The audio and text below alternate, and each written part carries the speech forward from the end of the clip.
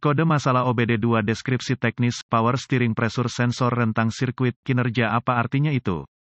Kode masalah diagnostik powertrain generik (DTC) ini biasanya berlaku untuk semua kendaraan OBD2 yang dilengkapi dengan sensor tekanan power steering, itu mungkin termasuk tetapi tidak terbatas pada kendaraan dari Infiniti, Nissan, Toyota, Lexus, Mazda, Dodge, Chrysler, Jeep, Kia, Dell. Sebelum sistem kemudi berbantuan hidraulik dan elektrik ditemukan, pabrikan menggunakan sistem kemudi rack and pinion tanpa bantuan. Ini membuat kemudi pada kecepatan rendah sangat sulit dan tidak efisien. Untuk alasan ini kami menciptakan sistem power steering. Secara umum, sistem yang dibantu secara hidraulik akan mencakup pompa power steering yang digerakkan sabuk, rak, kotak kemudi dan berbagai selang, saluran dan sensor. Modul control engine (ECM) atau modul control powertrain (PCM) bekerja bersama dengan sensor tekanan power steering untuk memantau tekanan di dalam sistem dan menyesuaikannya. ECM menyinari lampu engine periksa dengan P0551 dan kode terkait ketika mengenali satu atau beberapa kondisi di luar kisaran yang diinginkan dalam sirkuit sensor tekanan power steering.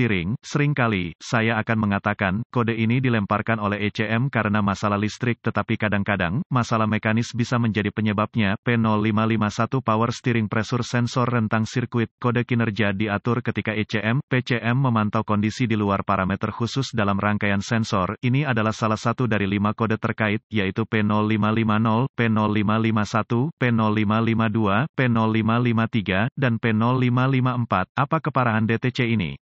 Mengingat kenyataan bahwa kemungkinan besar, sistem power steering Anda bisa sepenuhnya gagal dan Anda masih bisa mengendarai mobil Anda, tingkat keparahan di sini diatur ke rendah. Jelas, itu ide yang bodoh. Masalah apapun yang dibiarkan cukup lama akan lebih mahal dalam jangka panjang. Contoh saklar, sensor tekanan fluida power steering. Apa saja gejala dari kode tersebut? Gejala kode diagnostik P0551 dapat meliputi, idle tidak menentu, gejala mesin mogok, waktu terputus-putus membantu ketika menyetir, berputar berliku. Keras untuk menyetir kendaraan, suara merengek, cairan bocor, penanganan yang buruk. Penanganan umum apa saja dari kode itu? Penyebab kode ini dapat mencakup, kabel harness yang rusak atau rusak, kebocoran cairan kemudi, daya cacat sekring, relay sensor tekanan power steering rusak, masalah ECM, masalah pin, konektor, miss, korosi, peleburan, tab kunci rusak, del. Apa sajakah langkah pemecahan masalah P0551?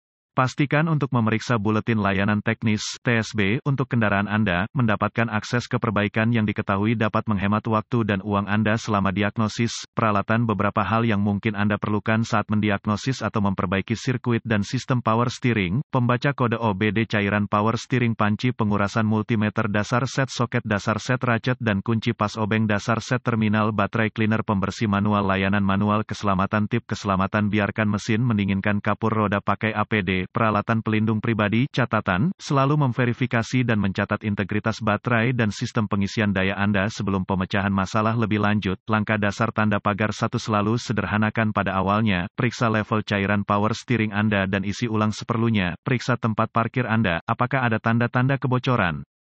Jika ya, selidiki lebih lanjut. Jika cairannya rendah, ia pergi ke suatu tempat. Jadi pastikan untuk memperbaiki kebocoran mekanis sebelum melanjutkan ke diagnosa kelistrikan. Perhatikan baik-baik sensornya. Saya pribadi melihat sensor-sensor ini bocor melalui sensor itu sendiri, jadi pastikan itu kering dan tidak ada tanda-tanda kerusakan dan atau kebocoran yang jelas. Catatan, sistem ini menggunakan tekanan tinggi yang dapat menyebabkan kerusakan, jadi berhati-hatilah. Kebocoran lubang jarum berbahaya dan merupakan bahaya serius. Jika Anda tidak terbiasa dengan bahaya bekerja dengan sistem hidrolik, bawa kendaraan Anda ke fasilitas perbaikan yang memiliki reputasi baik. Langkah dasar tanda pagar 2 untuk menyingkirkan sensor, Anda perlu mengujinya. Lihat manual layanan Anda untuk spesifikasi yang diperlukan. Biasanya, sensor itu sendiri dipasang ke saluran tekanan power steering. Paling sering ini adalah aluminium keras, garis karet dikepang dan dapat diakses dari bawah kap. Catatan, kebocoran yang umum ditemukan adalah ketika karet bertemu dengan saluran tekanan keras. Kadang-kadang karet itu terpisah dan menyebabkan kebocoran yang sulit ditemukan. Tip dasar tanda pagar 3, temukan konektor listrik pada sensor tekanan. Periksa apakah ada residu perendaman oli. Jika konektor direndam dalam minyak, jelas kebocoran adalah masalah, tetapi minyak harus dibersihkan sebelum menghubungkan kembali. Konektor yang menunjukkan tanda-tanda mencair dan atau korosi harus diperbaiki. Catatan, pastikan untuk melepaskan baterai sebelum melakukan perbaikan listrik.